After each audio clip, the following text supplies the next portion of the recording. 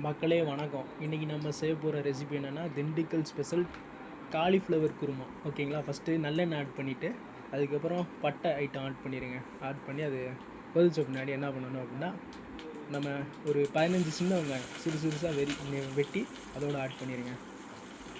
நல்லா அது வேகணும். கொஞ்சம் அப்படியே பரட்டிடுங்க. கரண்டியை வச்சு 2 வாட்டி பரட்டி விடுங்க. இடித்த இஞ்சி, அதாவது மிக்சியில் போட்டு இஞ்சி ஆட் பண்ணிடாது, இடித்த இஞ்சி ஆட் பண்ணுங்கள். அப்போ தான் நல்லாயிருக்கும். அப்போ தான் டேஸ்ட்டும் நல்லாயிருக்கும். நல்லா கிளறி விடுங்க. அப்புறம் 2 பச்சை மிளகா சிறுசாக நறுக்கி, இல்லைன்னா 2ஆக நறுக்கி போட்டுருங்க. உங்களுக்கு எப்படி பண்ணணுமோ அப்படி பண்ணிடுங்க. ஓகேங்களா? ஆட் பண்ணிவிட்டு அதை நல்லா கிளறி விட்ட பின்னாடி அதுக்கப்புறம் என்ன பண்ணுறோன்னா, புதினா இருக்குங்களா, ஒரு கை புதினா ஆட் பண்ணுங்கள். ரெண்டாவது 2 தக்காளி சிறுசாக நறுக்கி 2 தக்காளி ஆட் பண்ணிக்கலாம்.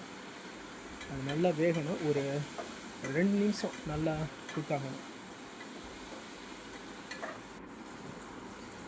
வெட்டி வச்ச காலிஃப்ளவர் ஆட் பண்ணிடலாம். ஓகேங்களா? நான் அதை எடுக்கலை. காலிஃப்ளவர் ஆட் பண்ணிடலாம். ஒரு காலிஃப்ளவர் எடுத்துருக்கேன். அது ஆட் பண்ணிடுங்க. சிறுசாக நறுக்கி அதை தண்ணியில் 2 டைம்ஸ் வாஷ் பண்ணிடுங்க. வாஷ் பண்ண பின்னாடி ஆட் பண்ணுங்கள். நல்லா ப்ரெஷரி விடுங்க. அப்போ தான் அந்த டேஸ்ட்டு கிடைக்கும்.